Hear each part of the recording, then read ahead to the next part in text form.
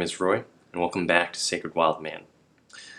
Today I'd like to talk to you about the warrior monk, this path of renunciation for men.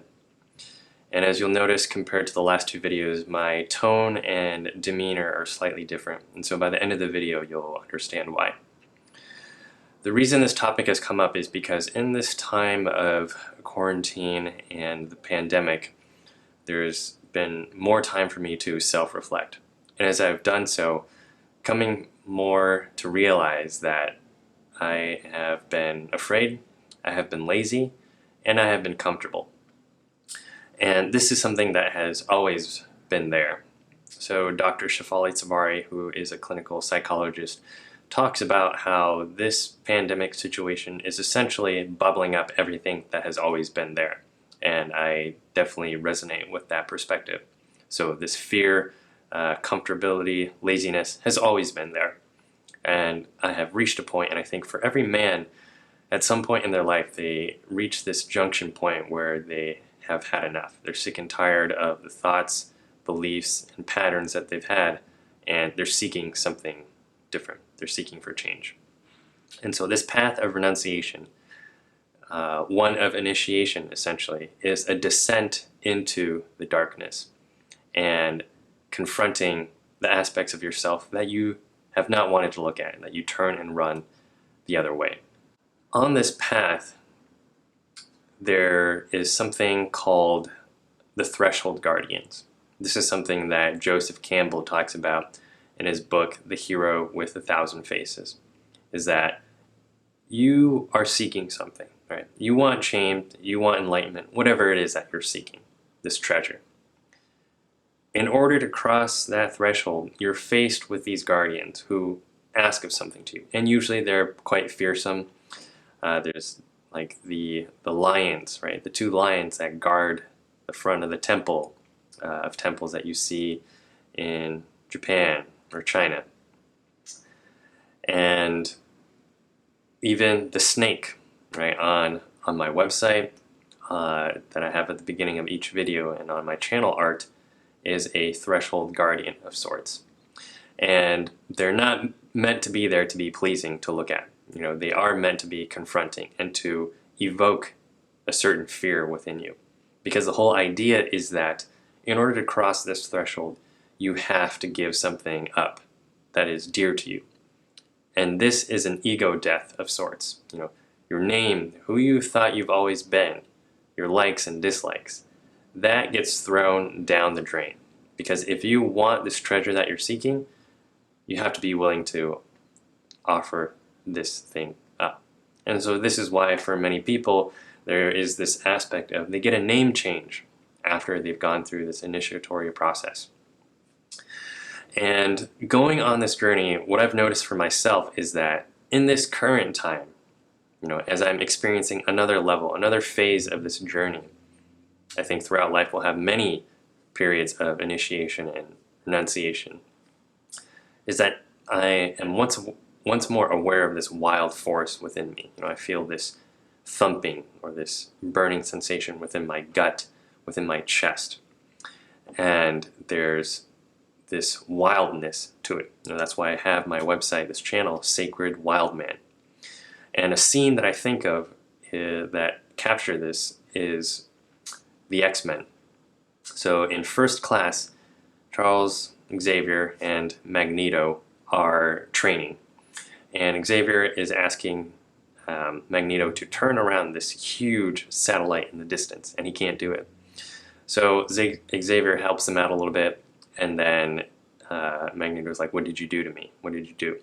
And Xavier talks about how he accessed a memory for him, and how he was able to finally turn it around was because he was able to integrate and be in the center of rage and serenity.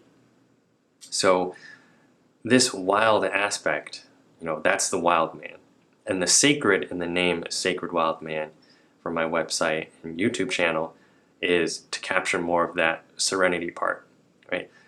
Oftentimes in our culture, I think we've gone this heavy route of civilization, right? Wear a nice suit, keep things tucked in, don't be loud, don't be wild, you know, just Just keep yourself put together. And that's a big disservice, because this wild aspect for the masculine edge, this primal power, has always and will always be there. It's embedded in our very DNA. It's why certain things attract us, right? And this rage needs to be integrated with the peaceful aspect as well, the rage and the serenity, the masculine and the feminine. That's an integrated man. So if I meet a man who is not aware of his capacity to be violent, aggressive, and to kill, I don't trust him, because I know he has disowned an aspect of himself, right? And this is something that I've been through. A lot of this is me just talking about myself and my personal journey. And so if you relate, great. If you don't feel that this resonates with you, feel free to discard it. I'm not here to convince you of anything. I'm just here to share my experience and hopefully inspire those who are in a similar place. So this wild force is something that I've always disowned in myself, and now I'm continuing on this journey of integrating it with the peaceful aspect.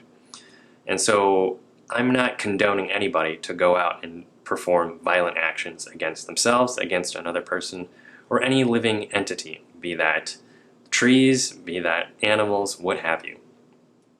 What I'm saying is you need to be aware of these energies, right? And there's a way that you can harmonize them in a way that is very beneficial to the world that we're in. So a man who just has the peaceful serenity side, right, who's very nice guy, is able to do very little in the world in terms of leading and creating, because they're missing the rage, that primal masculine wild man power. It's very penetrating, it's spear-like, has a lot of intention, and it moves forward. And a man who just has the rage aspect is not able to serve the world well either, because he just leaves a path of destruction in his wake. And integrating both, a good picture of this, if you want to think of certain people, I think of Bruce Lee, I think of Malcolm X. Another aspect that captures this is the book Iron John, where Robert Bly talks about there's these boys and they were asked to hold a sword. Some of these boys, I forget if they were boys or grown men, but some of them outright refused the sword. Others would hold it, and you could tell that they doubted their own confidence in being able to wield that sword. And there's others who held it and just swung it wildly. They have no control. Okay? And so the integrated man who has his masculine and feminine balance, that rage and serenity, can hold the sword in a way where this man is aware of his capacity to kill and destroy, and he is also grounded and knows how to use that power wildly and not to oppress or lord it over people. It's a balance, it's an equanimity, right? And in this path, one thing that I have confronted, and many men will need to confront, is moving from conditioned helplessness to that of empowerment and responsibility. So one thing that I have noticed in myself, and I notice with many of the men that I work with, is that there is a flirting with changing their lives. I have flirted with changing my life. It's one foot in, 1 foot out, right? There's this wishful thinking of, I would love to have this life, I would love to create these things that I've always talked about, but I just can't, or there's not enough time. There's a whole list of excuses. And there's a desire for somebody else to do it. Somebody else, they should do something. They should help me out. And I want to flip that around, as I've been flipping that around for myself, is that to say, I should do something. I can do something.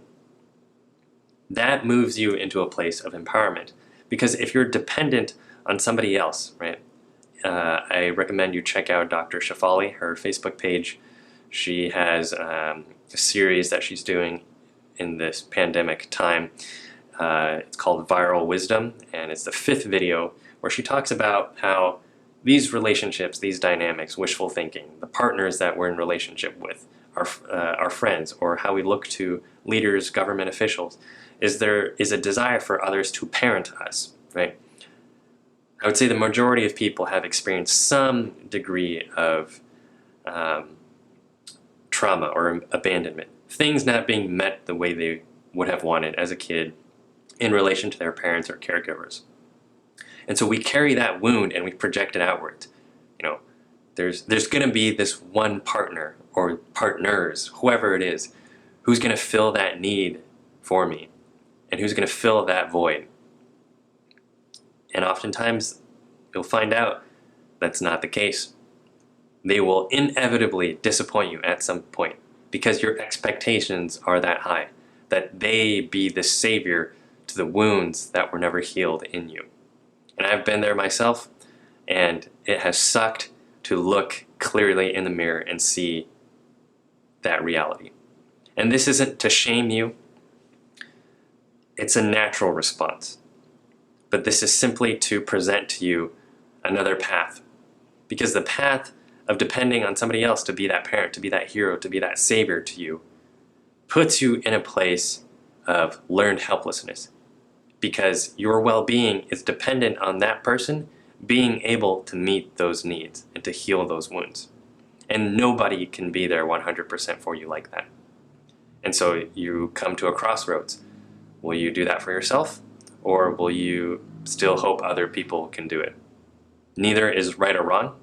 It's just a matter of what rings true for you and doing an honest reflection. What's the cost if I choose this path? And what's the benefit of the path that I had been on? And that can help you decide if you're ready or not. And that's the thing with these threshold guardians. On this path of initiation and renunciation, right, letting go of all these comforts and things that you've known all your life, is that you need to be in a place where you're ready. Right? If those conditions are not met, you can be afraid and still go. That's not the point. Courage is that ingredient, right? Courage is occurs in the presence of fear, not the absence of it. But if that condition is not met, then it's not time, right? There's a saying in Buddhist philosophy that when the student is ready, the teacher will appear. One thing that I want to share with you on this same topic of, wanting somebody else to try to do this for you, but shifting it to being that person yourself, is this man named David Goggins. So he is a former Navy SEAL. He has a book called Can't Hurt Me and a very powerful interview with impact theory. It's called How to Make Yourself Immune to Pain, or something like that. You can find it. And he said something that hit me very hard in the chest, in my face, somewhere in my soul, where he said that to get to where he is now from where he was, he had to grind himself to a fine powder to get to the other side. And I just started laughing and tearing up at the same time because I know that feeling, and maybe some of you do too. The way I said it to myself was, I will shred my soul into 1,000 pieces in order to get this treasure that I'm seeking. I don't know what it is, but I know it exists, and I'm not going to give up. Right? There's this story in the Bible that is always so poignant to me, where Jacob, later renamed Israel, is wrestling with God. And he grabs onto God and says, I will not let you go until you bless me. Okay? And so that is an example of that rage, masculine edge energy that is so focused and committed that it will not let go. It will grind itself to a fine powder. It will shred itself into 1,000 pieces in order to get there. And so if that resonates with you, I recommend you check out that interview with David Goggins. And he explicitly says himself that no one's going to help you. And this doesn't mean that community has no place. It's actually very important. We need community, especially in this time, more than ever. But what he's talking about is that nobody can go that journey for you. You can have people on the sidelines who say, I support you, and I bless you, and I'm cheering for you. But in the end, you are the one who has to stare into the mirror. You are the one who has to descend into the darkness, because no one is going to do that for you. And so he says, there are people who are looking to him in this time, or difficult times in their life, and he tells them that Be your own Goggins. Be your own hero. You are the one that you've always been looking for. So with this path of expansion, it's going to happen one way or another, whether it's now or later. There's a great quote that captured this dynamic by A.H. Almas, which I'll read to you right now. The problematic situations in your life are not chance or haphazard. They are specifically yours, designed specifically for you by a part of you that loves you more than anything else. The part of you that loves you more than anything else has created roadblocks to lead you to yourself. Without something pricking you in the side saying, "Look here, this way," you are not going to go the right direction. The part of you that designed this loves you so much that it doesn't want you to lose the chance. It will go to extreme measures to wake you up, and it will make you suffer greatly if you don't listen. What else can it do? That's its purpose. How much suffering and difficulty it brings you is immaterial in relation to the fulfillment and satisfaction you will have when you actually struggle and see the fruits of the struggle. You can look at your problems as difficulties to be gotten rid of as fast as possible, with the least struggle, or you can look at them from the perspective of the part of you that is guiding you to yourself.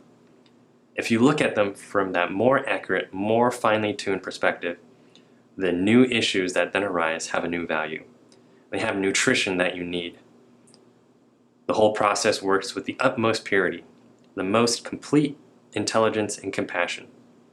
The most difficult things that happen to you are, on the deepest level, the most compassionate. Now, when I first read this quote, similar to David Goggins' reaction, I felt it in my chest, just wanting to laugh and cry at the same time, because it was just speaking a truth that I was beginning to realize.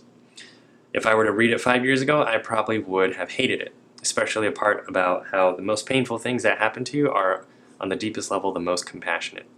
And if you also reacted to that in a distasteful way, I get it. It's perfectly fine. That's a normal reaction. Oftentimes we don't understand the pain that happens, and we're trying to make some sense of it.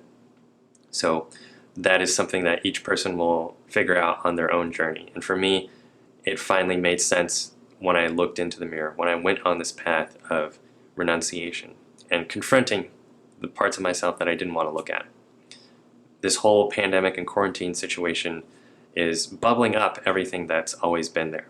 Dr. Shefali talks about this in her viral wisdom videos, is that these things that have bothered you, that are triggering you now, have always been there. You just had a lot of distractions before to, conveniently take your attention away from them. Now is the chance to address them if you choose to. So I hope something in that quote was inspiring to you, because to me it completely reframes the way I look at painful experiences or not ideal situations.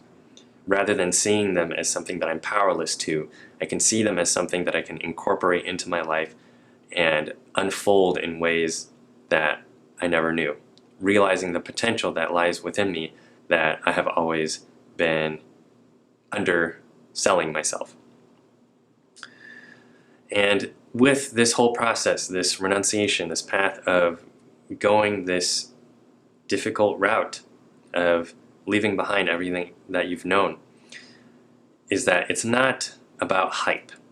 It's not about having all this motivation, some sort of a New Year's resolution to change yourself, but it's about the mundane, day-to-day, monotonous actions that you take, these spiritual disciplines and commitments that you have.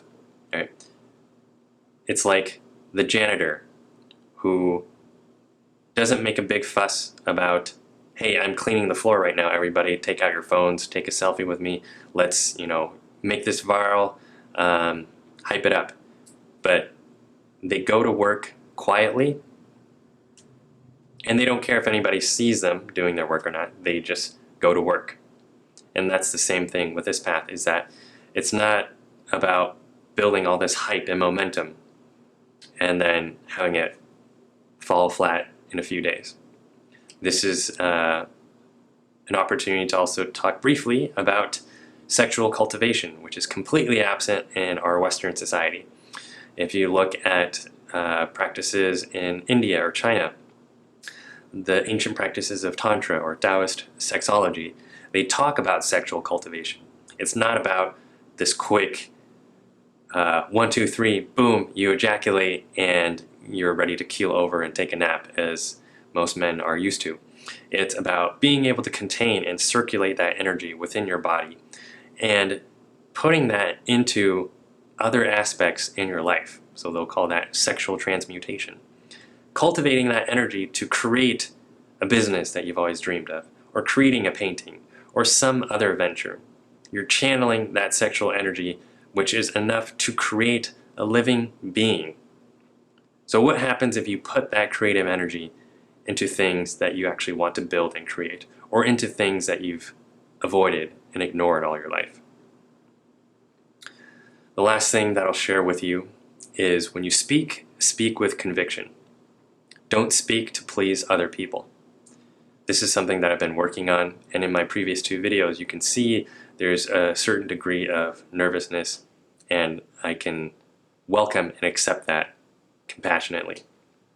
But something that I'm working on is speaking with conviction and speaking more succinctly, because I notice when I speak to please other people, I am always the last person who is pleased. And in the end, I develop self-hate, I develop self-doubt, because I wasn't speaking my own truth. I wasn't speaking what resonated for me at a gut and heart level. And so that's my invitation to you, is to speak with conviction, not to please other people, because the last person you please is yourself. Now it's your turn. Will you answer the call of the sacred wild man within you?